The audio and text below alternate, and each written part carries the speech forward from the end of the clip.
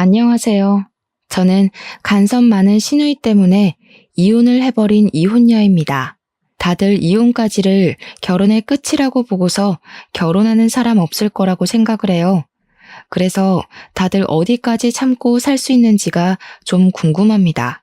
저도 남들이 참는 만큼 저도 버티고 살아야 하는 건지, 남들은 어떤 이유로 지옥 같은 결혼 생활을 견디면서 살고 있는지도 궁금해요.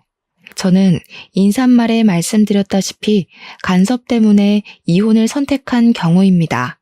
제 주변에서 종종 간섭, 그까짓것 결혼을 하면 당연히 감수해야 할 부분이라고, 그런 것도 모르고 결혼을 했냐는 말을 하는 어른들이 있어요.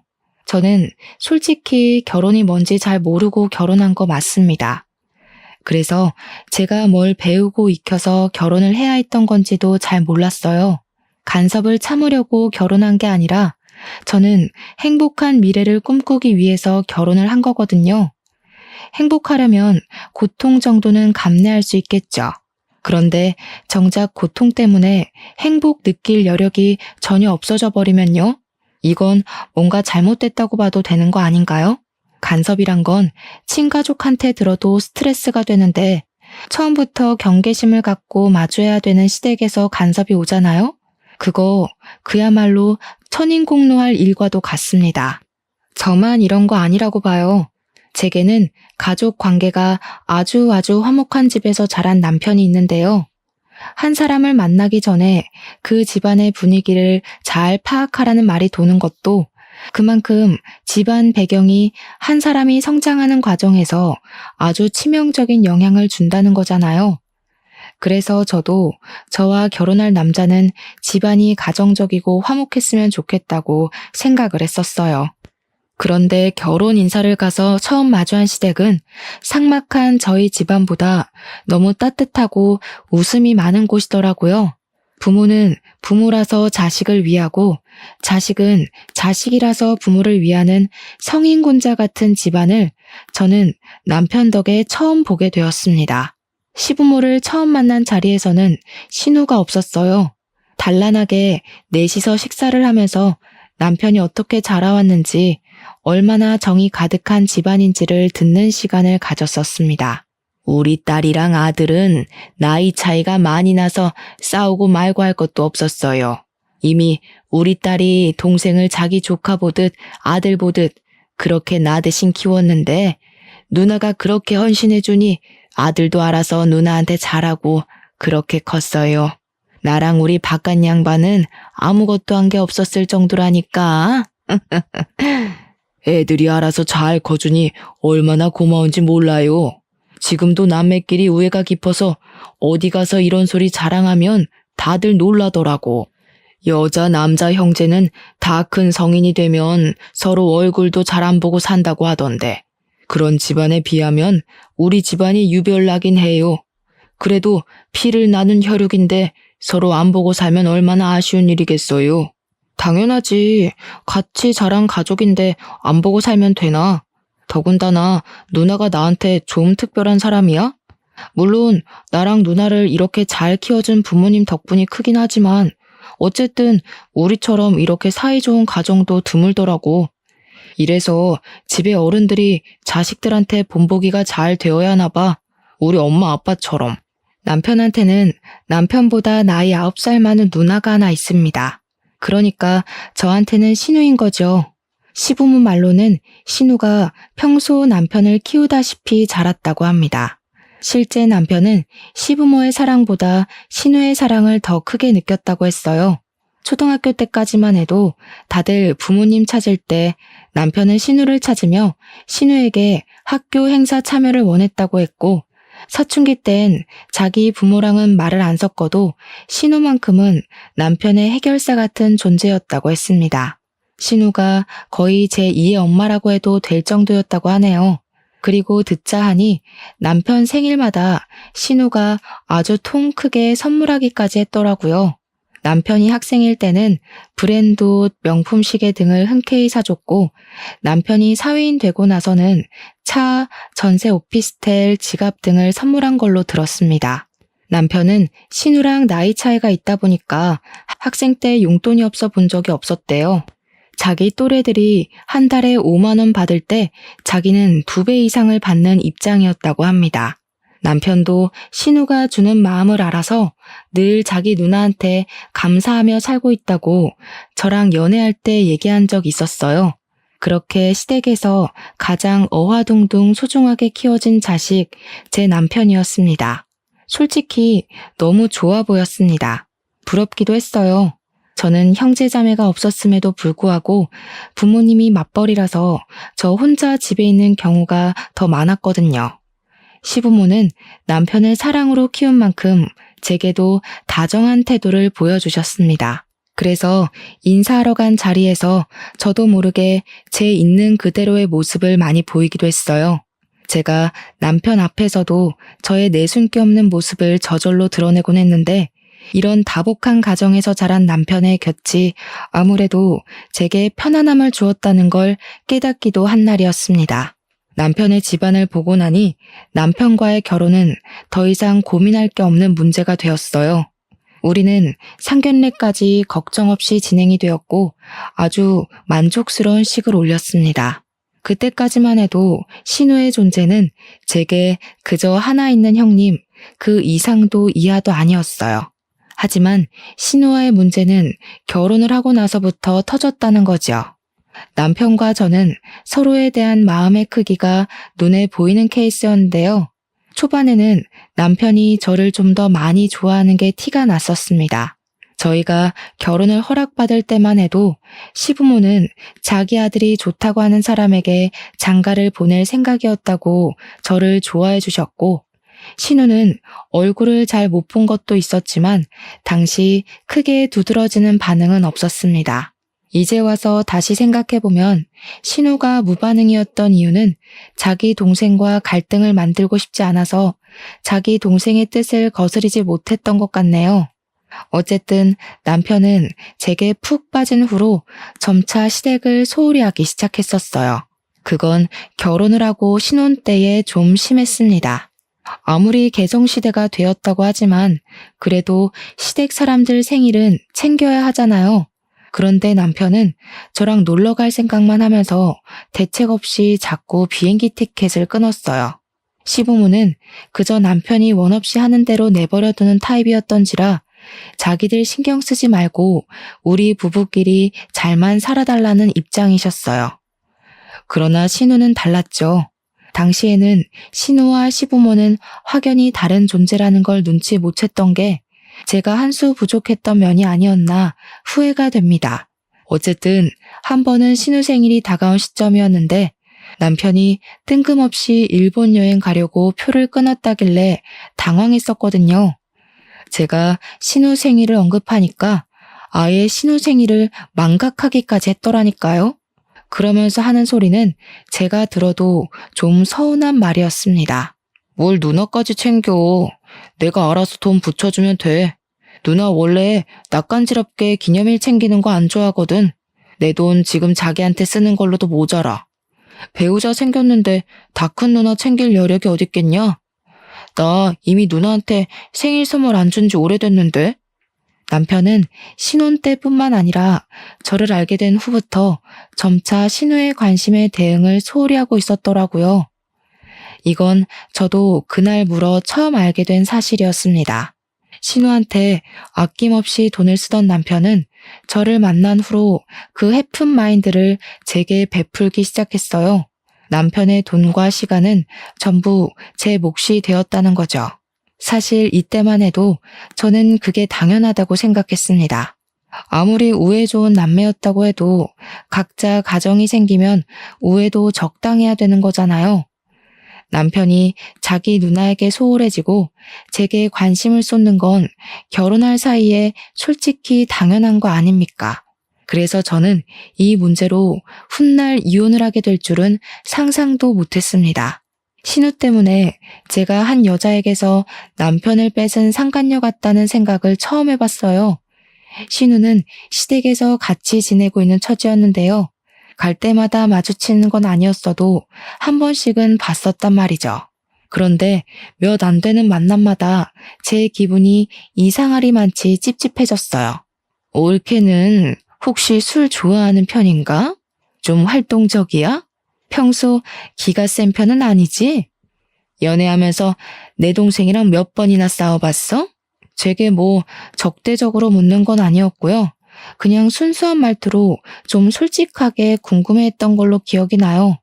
신우의 직설적인 질문이 좀 얼떨떨하긴 했지만 대답 못할 것도 없어서 저 또한 솔직하게 말을 했죠.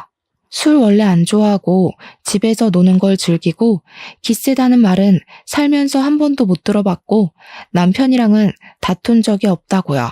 그랬더니 신우가 방긋 웃으면서 제게 착하다고 말했었습니다. 저도 나이가 30대였는데 누가 머리를 쓰다듬으니까 기분이 오묘하더라고요. 다 늙은 나이에 이게 칭찬받을 일인지도 모르겠고 오히려 뭔가 검사받은 느낌이 들어 좀 별로였어요. 하지만 그 정도까지만 제 신경을 조금씩 긁었지 더 과감하게 선을 넘는 짓은 안 하더군요. 시댁에서 마주칠 때마다 남편과의 관계를 묻길래 솔직히 선을 넘어도 진작 넘겠구나 예측했었거든요. 어쨌든 그 뒤로 신우는 제게 착하다는 말을 입에 달고 살았습니다.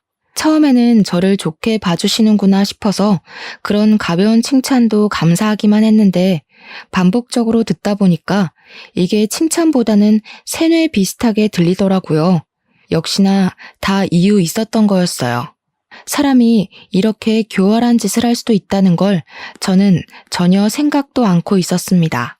당장 생각나는 사건의 시작을 떠올려 보니 제가 모처럼 출근을 안 하고 쉬고 있는 날이 기억나네요.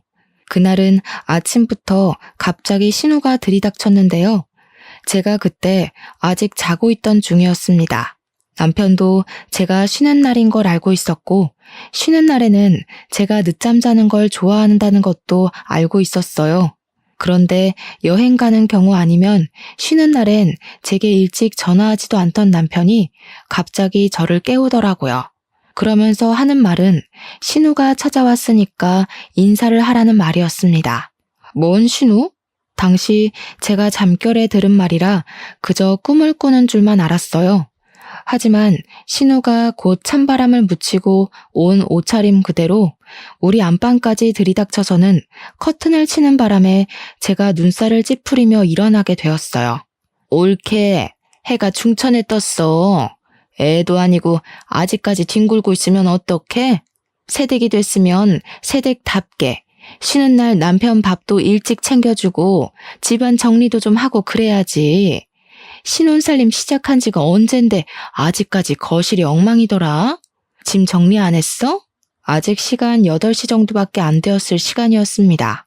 제 유일한 스트레스 해소법이 쉬는 날 늦잠을 자는 것인데 그걸 방해받으니까 순간적으로 열이 확 뻗치더라고요.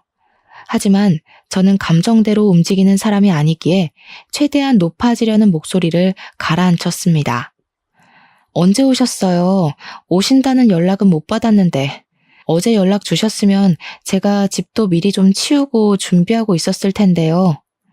우리 착한 올케. 거봐라 기성아. 네 와이프 착해서 괜찮을 거라고 했지? 아니, 네 남편이 올케 너 쉬는데 오늘은 오지 말라고 하더라고. 근데 올케는 그런 거에 마음 꽁에 있는 사람 아니잖아. 내가 본 올케는 되게 착한 사람이던데 나 사람 보는 눈 좋거든. 올케 보니까 싫은 소리 잘 못하고 예의 엄청 바른 타입 맞지? 신우는 그날도 어김없이 저를 칭찬했는데 그 소리를 들으니까 알겠더군요. 저더러 착하다고 그리 입에 달고 살던 이유가 뭔지 이때 처음 느꼈습니다. 그러니까 신우는 우리 부부의 우위에 있으려고 하면서 자기 남동생을 향한 애정을 끊지 못해 간섭하려고 제게 착한 올케가 되어라 그리 세뇌시키는 거나 다름없었어요. 나쁘게 돌려 해석하면 자기 하는 짓에 입 닫고 토달지 말라는 뜻과도 같았죠. 물론 그것이 제 신경을 긁긴 했어도 분위기를 뒤집어 엎을 만큼 자극적인 건 아니라서 무시하고 넘겼습니다. 우선은 남편이 저질러 놓은 판을 해결해야 했어요. 제게 상의도 안 하고 신우를 집에 들인 남편에게 무척 화가 났지만 그건 눈앞에 닥친 상황을 끝낸 다음에 논하기로 하고 미뤄야 했습니다. 우리 집에 온 시댁 식구부터 대접을 해드려야 할 것 같아서 겨우 씻고 나왔는데 신우가 먼저 나서서 뚝딱뚝딱 아침을 준비하고 있더라고요. 그러더니 제가 씻고 나온 걸 알고는 저한테 이거 어디 있냐 저거 어디 있냐 질문을 많이도 했습니다. 조금만 찾아보면 어렵지 않은 곳에 다 있는데도 신우는 눈앞에 가위마저 어딨냐고 제게 꼬치꼬치 말을 걸었어요. 아유, 안 되겠다. 내 집 아니라서 뭘 못하겠네. 집주인이 아침 준비 좀 해야겠어. 괜히 살림 주인 대신 나섰다가 올케한테 미움받으면 안 되니까. 나는 저기 물러나 있을게. 참, 내가 꽃게 사왔거든? 기성이가 꽃게탕 좋아하잖아. 이참에 올케 요리 실력도 좀 볼까? 아, 농담이니까 긴장하지는 말고. 그러면서 신우는 남편 있는 거실로 조르륵 나가서는 남편 머리에 지어진 까치집을 귀여워하고 있었습니다. 사이좋은 남매 참 많이 부러워했었는데 저건 부러운 걸 별개로 재수가 없더라고요. 게다가 제가 꽃게를 씻는 동안 신우 혼자서 뭘 뚝딱뚝딱 거리고 있길래 기초공사라도 만들어 놓은 줄 알았더니 정작 손질된 건 아무것도 없었어요. 황당해서 남편이랑 신우 있는 곳을 몇 번이나 돌아봤더니 남편이 앉아서 제 눈치를 좀 보더라고요. 남편은 저를 하도 많이 관찰한 사람이었던지라 제 눈썹이 올라가기만 해도 제가 무슨 기분을 느끼고 있는지 다 아는 사람입니다. 아니나 다를까 제가 지금 굉장히 불쾌한 상태라는 걸 남편이 눈치챈 것 같더라고요. 저한테 오려는 남편이 엉덩이를 떼는 걸 봤는데 신우가 갑자기 남편한테 용돈을 주는 바람에 다시 엉덩이를 붙여 앉게 되었습니다. 신우는 남편에게 30만 원 가량을 주면서 올케랑 옷 한 벌 해입으라고 선심을 보이고 있었어요. 솔직히 이제 와서 하는 말이지만 30만 원으로 성인 남녀 옷 한 벌씩 사입으라는 거 저만 웃긴가요? 굉장히 대단한 용돈을 주는 것처럼 당당하게 봉투를 건네길래 저는 우리끼리 브랜드 점퍼나 하나씩 사입으라고 돈 좀 꽤나 주는 줄 알았습니다. 30만 원이면 그냥 보세옷 사라는 거예요.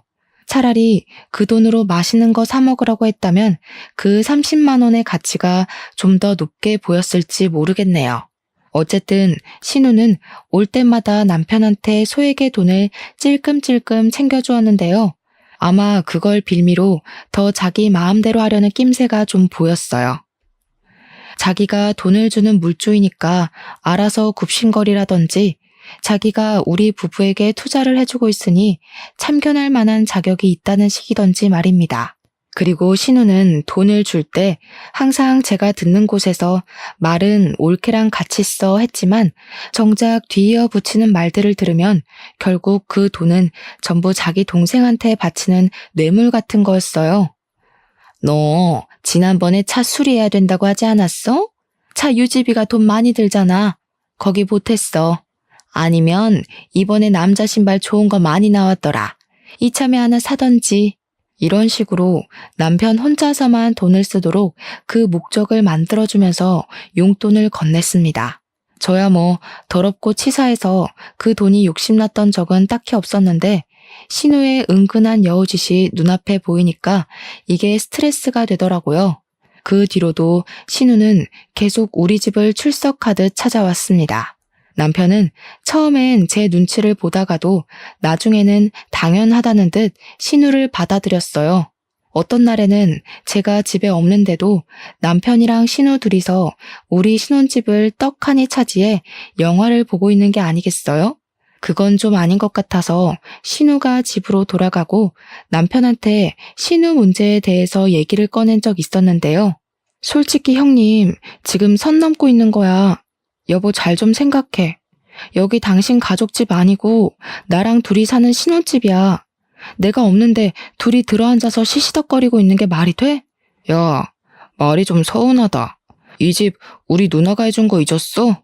그리고 누나가 우리 같이 좋은 거 먹으러 가라고 또 용돈 주고 갔어. 요즘처럼 개인주의 세상에 이만큼이나 옳게 챙기는 시누이가 어딨냐? 배가 불러도 단단히 불렀구먼. 너 진짜 복 받은 줄 알아야 돼. 내 친구 어떻게 사는지 보여줘? 남편이 지금 돌아가는 상황에 대해서 몰라도 너무 모르고 있는 게 눈에 보이더군요. 신우가 제게 미치는 정신적 요인은 전혀 눈치채질 못했고 그저 돈을 주는데 뭐가 문제냐는 식으로 눈만 씀뻑거릴 뿐이었습니다. 저더러 삐뚤게 생각하지 말라고 설득까지 하더라니까요. 물론 저희 신혼집 신우가 해준 거 맞습니다. 그런데 신혼집도 신혼집 나름 아닌가요? 다 썩어가는 빌라 하나를 매매도 아니고 전세로 덜컥 해준 거예요. 고작 이 정도로 콧대를 엄청 세우는데 제가 이걸 고마워해야 되는 건지도 솔직히 모르겠더라고요. 이렇게 선물 받았다 말하기 민망한 빌라일 줄 알았으면 신우가 집 해준다고 집은 신경 쓰지 말라던 남편을 멱살 잡고서라도 말렸을 겁니다. 그리고 남편이 말하는 용돈 말인데요. 물론 신우가 20-30만 원씩 남편에게 용돈을 주는 것 자체만으로는 문제될 게 없죠. 그런데 그걸 빌미로 판 벌리고 간섭하는 영역이 너무 크다는 게 스트레스인 겁니다. 남편에게 말해도 통하질 않으니 제 속만 타들어갔고 한편으로는 제가 정말 너무 꼬아서 생각하는 건가 싶기도 했어요. 하지만 신우가 드디어 선을 넘는 행동을 보이게 되었는데요. 우리 집을 들이닥치며 사생활을 관여하기 시작하더니 이제는 우리 부부 사이에 은밀한 영역까지도 관심을 가지더라고요. 너희 둘 궁합은 잘 맞니? 그런 거 안 맞으면 한쪽이 바람나. 아직은 피임해야 되는 거 알지? 내 동생 기반 좀 서면 애 낳는 게 좋을 것 같아. 너희 일주일에 몇 번 하니? 건강한 관계는 주에 한 번 하는 게 좋다던데. 내 동생 피곤할 테니까 달에 한 번으로 줄이자. 그렇잖아도 신우 행실에 작게 스트레스가 쌓여가고 있었는데 이런 사사로운 영역까지 신우의 간섭이 닿으니까 더 쉽게 예민해지더라고요. 그날 퇴근하고 온 남편한테 속에 응어리를 시시콜콜 풀었더니 남편도 신우가 너무 깊은 부분까지 간섭하니까 당황하긴 했나 봐요. 제 말에 표정이 굳어지는 거 있죠? 그러면서 자기가 입장 표명을 확실히 해야겠다고 신우랑 당분간 연락을 끊겠다고 하더군요. 그래서 남편이 신우에게 난생 처음 따끔하고 단호하게 경고를 한 것 같았어요. 대충 그간의 사사로운 간섭에 대해서 멈춰달라고 했겠죠. 우리 일이니 우리가 알아서 하겠다. 뭐 그런 식으로 했겠죠. 뭐라고 했는지는 안 물어봐서 자세히 알지는 못합니다. 그러나 문제는 이제부터 하나둘씩 폭발하게 되었는데요. 한날 근무 중인데 자꾸 전화가 오길래 봤더니 신우한테서 온 거더라고요. 받을 수는 있었지만 잔소리할 게 뻔했기에 일부러 안 받았거든요. 그러니 전화가 수도 없이 울리더라고요. 집요함이 아주 독했습니다. 그렇게 제가 퇴근할 때까지 수백 통이 제 전화의 부재중으로 떴고 마지막엔 문자 하나가 딱 날라와 있더군요. 어디 딴 데로 새지 말고 집에 바로 기어 들어오라는 문구였죠. 그날은 귀가하기 전부터 이미 숨이 턱턱 막히더라고요. 저희 집에서 기다리고 있다는 뜻 아니겠습니까? 각오하고 집에 갔더니 남편은 없고 신우 혼자 집 안에 들어차 있더라고요. 제가 가방을 내려놓으면서 인사를 하자마자 신우가 저한테 성큼 다가와서는 썩은 미소를 보였습니다. 착하다 해줬더니 순여시가 따로 없었네. 너 때문에 나랑 내 동생 사이 틀어졌거든? 대체 내 동생한테 뭐라고 짓거렸냐? 용돈 주고 집안 살림 챙겨주고 끼니 신경 써주고 내가 그것밖엔 더 했어? 올케는 이런 호의를 무례라고 보는 이상한 정신을 갖고 있나 봐? 저 착한 적 없는데요. 형님이 착하다 그렇게 착각하신 거겠죠. 남편도 형님이 사사건건 간섭하는 거 불쾌하던데 모르셨나 봐요? 형님이 별 사생활까지 다 간섭질한다면서 징그럽답니다. 대체 얼마나 기를 눌려놨으면 남편이 이런 사사로운 감정까지도 말 못했을까요? 진짜 남매 맞아요? 상하 관계 아니고 남의 집에 혼자 들어앉아 있는 것도 화가 났던지라 저는 더 필터링 없이 말을 깠습니다. 그러니까 신우가 부들부들 떨더니 이 악물고서 제 기싸대기를 날리더라고요. 꼴에 나이 먹고 힘만큼은 제대로 길러놨나 봐요. 제가 바로 중심 잃고 넘어져 버렸잖아요. 내 동생한테 어울리지도 않는 년을 군말 없이 내버려뒀더니 뭐라고? 네가 우리 남매 사이를 얼마나 안다고 지적질이야? 이 잡년아. 기가 차서 말도 안 나온다. 너 내 동생이랑 갈라설 준비해라. 그러고 신우는 제 대꾸를 들을 생각도 없이 집을 쌩 나가버리더군요. 그럼 저는 신우에게 못 푼 화를 그날 퇴근하고 온 남편을 붙잡아 또 불같이 따졌습니다. 그러니 이제는 남편 말이 자기도 내 불평 들어주기 지친다고 짜증을 내는 게 아니겠습니까? 솔직히 나는 누나랑 문제없이 잘만 지냈잖아. 그럼 네가 이상한 거 아니야? 누나가 뭐 틀린 말 했어? 용돈 준 거 맞고 우리 맞벌이 하니까 끼니 신경 써주는 것도 고마운 거고 살림살이 신경 써야 될 마누라가 바깥을 놔두니까 누나가 대신해서 관리해주겠다는데 뭐가 그렇게 불만이야? 오히려 네가 누나한테 고맙다고 돈을 줘도 시원찮을 판이거든? 등신 같은 놈. 지 누나 치마폭에 가려서 앞 못 보는 줄도 모르네.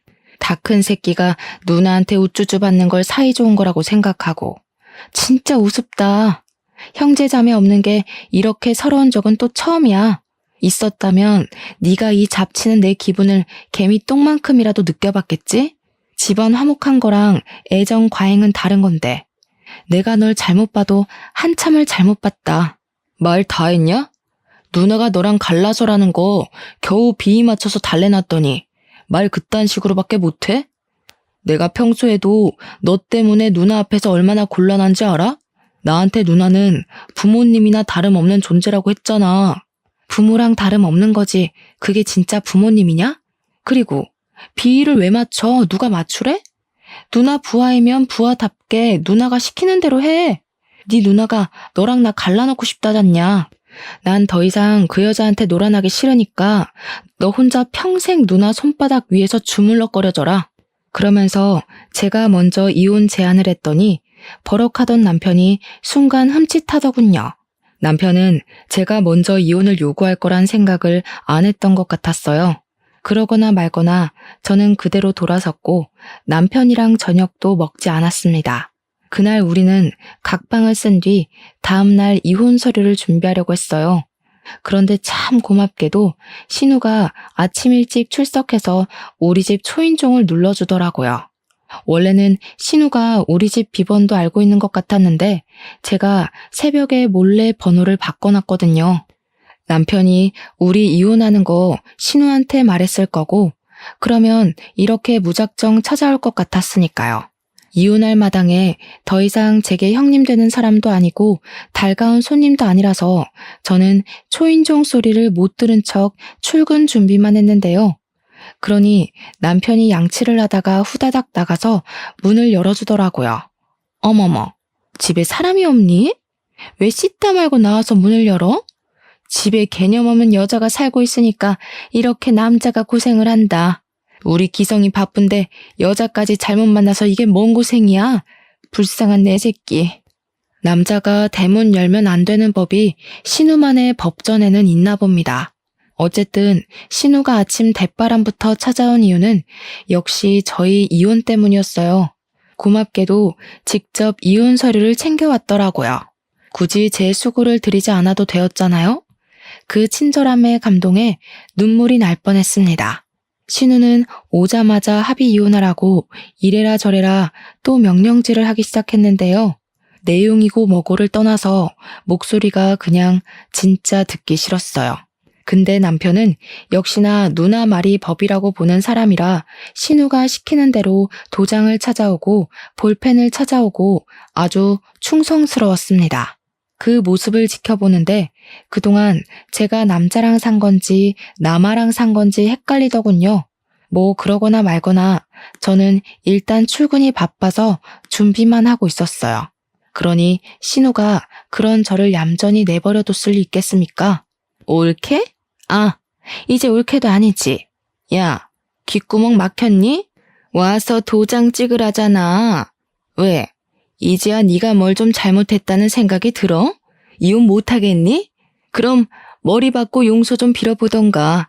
네 진심이 얼마나 전해지느냐에 따라 내가 이 이혼 없던 걸로 해줄 수도 있어. 신우 목적은 사실 이혼이 아니라 저거였던 듯 싶었습니다. 저를 끝내 무릎 꿇리고 싶었나 봐요.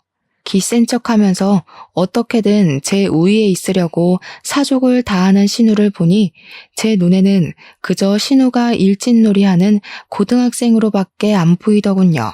그래서 저도 신우가 좋아하는 찰떡선이 없는 화법으로 대답을 해주며 신발을 신었습니다. 네, 제 귓구멍이 꽉 막혀서 뭐라고 씨부리는지 모르겠네요. 이제 내 신우도 아니고 그냥 할 일 없는 아줌마 같은데 내가 왜 아줌마 말을 들어야 되죠? 퇴근하고 나서 도장 찍을 테니까 그만 깝죽거리고 거기 두고 가세요. 그러고는 그대로 나와버렸더니 문 밖으로 신우가 비명을 지르는 게 들렸습니다. 악에 받쳐서 소리를 지르던데 목청 한번 좋더라고요.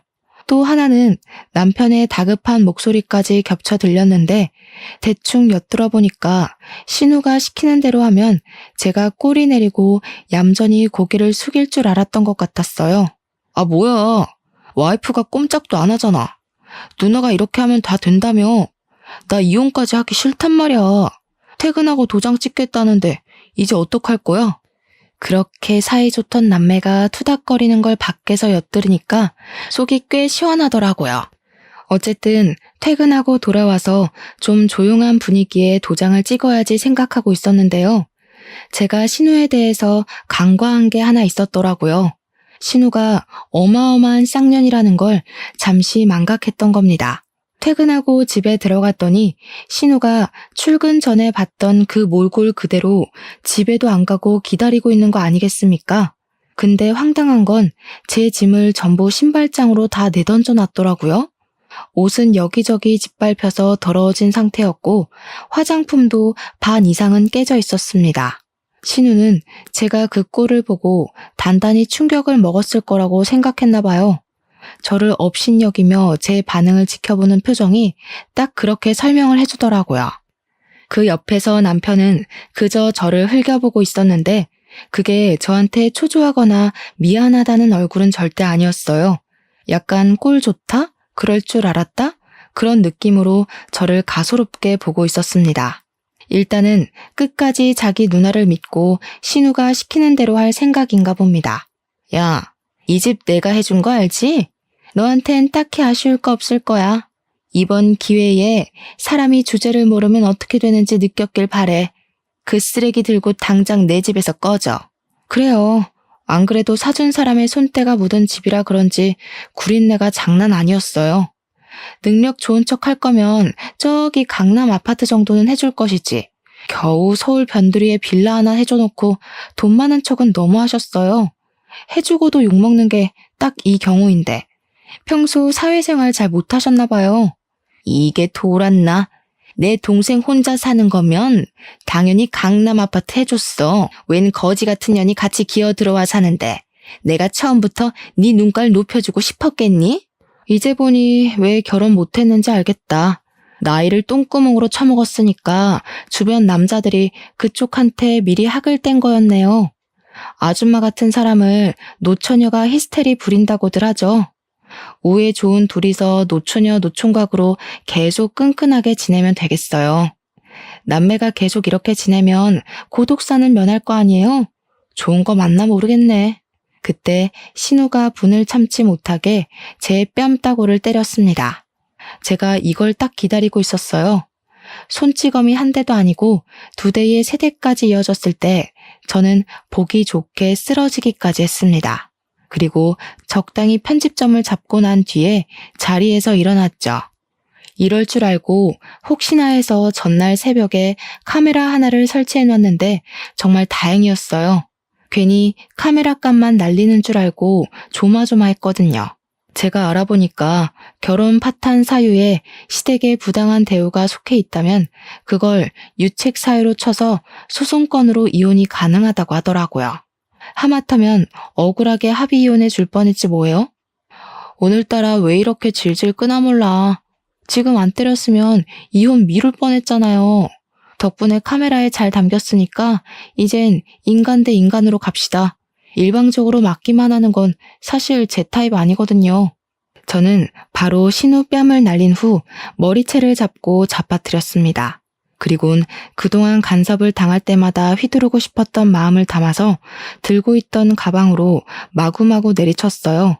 그러자 놀란 남편이 와서 저를 확 밀어내더니 뭐 하는 짓이냐고 소리를 지르더군요. 이거 순 깡패 아니야? 야, 그래, 이혼하자 해. 내가 여자랑 살길 바랬지 어디 깡패냥 끼고 한이불이나 덮을 수 있겠어? 진짜 소름 끼친다. 사람이 어떻게 적당선을 모르고 그렇게 깝죽거리냐? 야, 너 처가에서 그딴 식으로 배웠냐? 제 발로 제 앞에 찾아와준 남편을 보니 그 면상이 그날따라 더 못나 보이는 거 아니겠습니까? 꼴도 보기 싫어서 가방으로 얼굴을 날려버렸습니다. 우리 부모님이 너무 잘 가르친 거지. 대화로 안 통하는 새끼들은 이렇게 사랑의 매로 다뤄줘야 생각이란 걸 한다더라고. 너희들은 부모한테서 얼마나 좋은 양식을 얻어먹었길래 둘이 쌍으로 답이 없냐? 누가 남매 아니랄까봐 거지 같은 것도 매한가지다 참. 남편이 자기 맞은 게 억울한지 저한테 손을 올리려고 하던데 이미 그럴 거라 예상은 했거든요. 그래서 제가 먼저 들고 있던 가방으로 그 얼굴을 한 번 더 밀어버렸죠. 합의 같은 건 꿈도 꾸지 마. 나 정신적 손해배상까지 청구할 거야. 이 거지 같은 빌라도 위자료로 다 뱉어내야 될걸? 아줌마, 그렇게 돈으로 동생 조종 잘하더니 어디까지 동생 뒤 봐줄 수 있을지 한번 보여줘 봐요. 전세 빌라밖에 못 해주는 졸부재력 최대한 짜내봐야 될 거예요. 그렇게 저는 신혼집 같지도 않던 그 썩은 빌라를 나오게 되었습니다. 이미 쓰레기가 되어버린 제 짐도 그 집에 어울릴 것 같아서 그냥 기부를 하고 나왔어요. 그 집이 방음이 얼마나 안 되면 3층이었는데 제가 1층으로 내려갈 때까지도 신우가 고래고래 비명 지르는 게 다 들리더라고요. 어쨌든 저는 다음날 바로 변호사 만나서 증거될 만한 자료를 모두 제출했습니다. 남편에겐 이혼 소송을 했고 그뿐만 아니라 신우에게도 폭력죄, 협박죄, 정보통신망법 위반 등 제 선에서 할 수 있는 건 전부 다 고소 때렸어요. 시댁의 가장은 신우였는데 남편 차도 할부로 사준 주제에 얼마 안 되는 돈으로 얼마나 자부심을 부릴 수 있을지 좀 궁금하긴 하더라고요. 아니나 다를까 제 궁금증을 친히 풀어주려고 시부모께서 나서주신 거 아니겠습니까? 늘 남편 하고 싶은 대로 하고 살도록 손을 놓고 있었다는데 제가 보기엔 손을 놓았다기보단 전적으로 신우한테 남편 관리를 맡겨놓은 것 같았어요. 저희가 이혼을 한다고 했을 때도 신우만 난리를 부렸지 시부모 쪽에서는 별다른 반응이 없었거든요. 그런데 신우로 해결이 도롱 나버리니까 시부모가 뒤늦게야 나설 모양이더라고요. 제가 결혼 생활 내내 본 적 없던 시부모의 실체를 이혼하고 나서야 알게 된 게 얼마나 다행인지 몰라요. 괜히 그 나물에 그 밥이라는 말이 나오는 게 아닌가 봐요. 신우랑 남편 같은 자식이 만들어지려면 그렇게 자원을 주는 부모가 있어야 가능했을 거잖아요. 어쩜 한부모 자식 하는 짓이 그리도 똑같은 건지. 한날 시부모가 제가 어디 살고 있는지 모르니까 제 근무지를 찾아왔나 보더라고요. 제가 퇴근해서 주차장을 갔을 때 아주 기가 막힌 장면을 봤어요. 다 끝난 줄 알았던 골칫거리가 눈앞에 또 재발하니 겨우 털어낸 스트레스마저 다시 들끓는 느낌이었습니다. 시부모가 용케도 제 차를 찾아내 장난질을 해놨더라고요. 제 하얀색인데 아주 색깔별로 라카치를 예쁘게도 해놨지 뭡니까. 차에 그려진 낙서는 온통 돈에 눈이 멀어서 남편을 버렸네. 예우도 모르는 년. 이혼녀 꼴로 얼마나 잘 먹고 잘 사는지 보자 등등 자기 아들과 갈라선 것에 대한 원망이 한가득 적혀 있었습니다. 그리고 바퀴도 2개나 펑크나 있었고요. 그걸 사진으로 다 찍으면서도 기가 차서 계속 웃음이 나왔어요. 주위에서 사람들이 저를 힐끗거렸었는데 저는 원래 주변 시선에 둔감한 편이라 딱히 쪽팔린 건 없었습니다. 다만 수리비가 꽤 나오겠다는 것과 당장 차를 못 타게 생겼다는 짜증이 확 치밀었죠. 당연히 수리비는 제가 감당할 생각 추호도 없었습니다. 다행히도 시부모가 멍청했기에 일은 쉽게 해결되었어요. 시부모가 며느리 마지막 배웅하는 길에 보너스라도 챙겨주고 싶었나 봐요. 이렇게 깜짝 범죄를 저질러 주시니 말이죠. 블랙박스에 고스란히 찍힌 증거물 때문에 경찰에 신고를 하더라도 경찰이 수고스럽게 범인을 찾을 필요도 없어서 더없이 좋은 선물이었습니다. 그 자리에서 신고는 신고대로 했고 저는 스프레이 냄새 가득 나는 차 안에서 시부모한테 전화를 걸어봤어요. 시부모가 저를 기다렸는지 제 전화를 받자마자 성량을 키우더라고요. 어디서 이런 속물에 찌든 애가 우리 집에 들어와서는 내 아들을 망쳐? 네가 감히 내 자식들한테 손을 댔다면서? 내 새끼들 나도 훈육 한번 해본 적이 없는 귀한 자식이야. 착고락선이 봤지? 당장 고소 취하 안 하면 그게 겨우 시작인 줄 알아야 될 거다. 네, 그러세요. 고소 취하는 안 할 생각이니까 더 해보시라고요. 제 차 생각보다 손 많이 보셨던데 똥 싸지르기만 할 줄 알지 치울 줄 몰라서 어떡해요? 저 방금 재물손괴죄로 신고하고 연락드리는 거예요. 이미 청구된 돈이 많아서 등골 빠졌을 텐데 제 차까지 해결하려면 당분간은 쌀밥에 간장만 찍어 드셔야겠어요. 뭐야? 우리가 너더러 내 자식들 갖고 놀라고 결혼시킨 줄 알아? 감히 어른까지 협박하고 말이야. 어디 신고해봐라. 우리라고 신고 못할 줄 아냐? 내 새끼들 건드린 죄값은 내가 평생 눈 감을 때까지 쫓아다니면서 치르게 할 거야. 그렇게 아끼는 자식들인데 발목을 더 붙잡으시면 어떡해요. 그러니까 생각을 하시고 일을 저질렀어야죠. 다 늙어서 유치하게 낙서가 뭡니까 낙서가. 제가 경찰한테 친히 그쪽 집 주소 알려줘서 곧 찾아갈 거예요. 옷 따뜻하게 입으시고 자식들 손잡고서 경찰 선생님들 따라가세요. 화목한 가정에서 다 같이 건강하게 자란 식구들인 줄 알았는데 이렇게 부작용이 있을 수도 있다는 건 정말 몰랐습니다. 결혼하기 전에 시댁 방문을 많이 해봤더라면 제가 결혼이란 실수를 안 저질렀겠죠? 시부모가 자식을 너무 과잉 사랑하는 게 문제이긴 했지만 한편으로는 그게 장점이기도 했었는데요. 시부모가 자식의 뜻을 너무 존중해주는 덕에 저희 결혼 생활에 관심을 놓고 있었잖아요. 신우한테 자신들의 권한을 다 위임해서 보고받고 있었는지는 모르겠다만 신우 한 사람이랑만 실랑이를 벌였던 건 불행 중 다행인 점이 아닌가 뒤늦게 그런 생각이 들었어요. 아무튼 저는 그 일이 있고 9개월이 지난 현재 일상생활을 완벽히 복구하였습니다. 제 인생에 결혼이 있긴 있었나 싶을 만큼 싱글의 삶을 너무 만족스럽게 살고 있어요. 결혼도 한 번 갔다 오니까 두 번까지는 환상이 안 생기더라고요. 이혼이란 아픔이 제가 살아가는 길에 긍정적인 걸음이 되었다고 생각하면 그게 그리 막 아픈 것도 아니었고요. 오히려 제 삶에 더 집중할 수 있는 계기가 되지 않았나 싶어요. 저도 저지만 이번 기회에 저 애정과다 집안에서 색다르게 깨우치는 게 있었길 바라네요. 아마 자기네들이 뭘 잘못했는지도 모르고 있을 가능성이 크지만 말이에요. 사연은 여기까지가 끝인데 다들 제 이야기를 어떻게 받아들이셨는지 모르겠어요. 저는 그래도 금똥 정도는 밟았다고 생각하고 있습니다.